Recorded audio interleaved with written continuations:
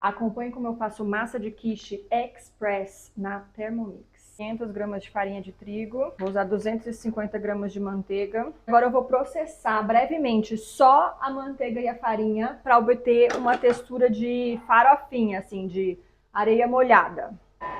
10 segundos foram suficientes para incorporar aqui a manteiga e a farinha. Vou colocar aqui uma pitadinha de sal, uma colherinha de açúcar, 2 gemas e 100 ml de água gelada. E agora sim, processar até formar uma massa. Eu posso dar uma ajudada assim, ó, com a espátula, se tiver pesado. Essa espátula é ótima precisamente por causa disso, ó. Ela tem essa barreira aqui, então ela não vai encostar na lâmina. Com 40 segundos, ele já está quase formando uma massa. E essa é a consistência da massa da quiche. Então eu tenho aqui uma porção de massa entre 2 plásticos. E para abrir a massa, eu vou usar esse rolo com o meu aro de 3 milímetros, porque eu quero que a minha massa tenha um padrão de 3 milímetros de espessura. Eu abro a massa, eu gosto de primeiro abrir nos 2 sentidos, horizontal e vertical.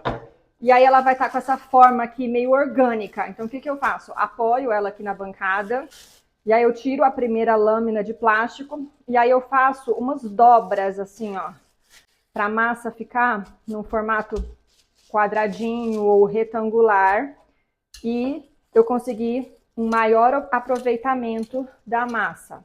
E eu passo o rolo até a massa ficar com a espessura padronizada.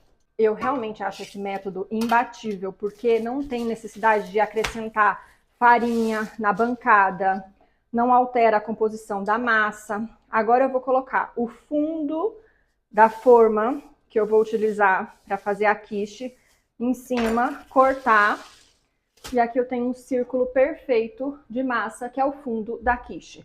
Aí eu disponho aqui no fundo da forma, e agora eu vou fazer as laterais para ficar assim, como essa aqui. Quando eu já tenho a massa assim, eu faço um corte na base para deixar ela bem retinha.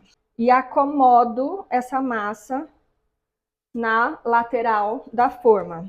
Aí eu pressiono a massa na lateral da forma, para a massa ficar bem conectada. E esse excesso de massa, que passa uma faca aqui, ó, na forma. Vou fechar o último pedacinho com esse recorte de massa. E agora essas formas forradas com massa vão direto para o freezer. E depois essa massa vai direto do freezer para o forno pré-aquecido para pré-assar a massa. E depois é só colocar o recheio.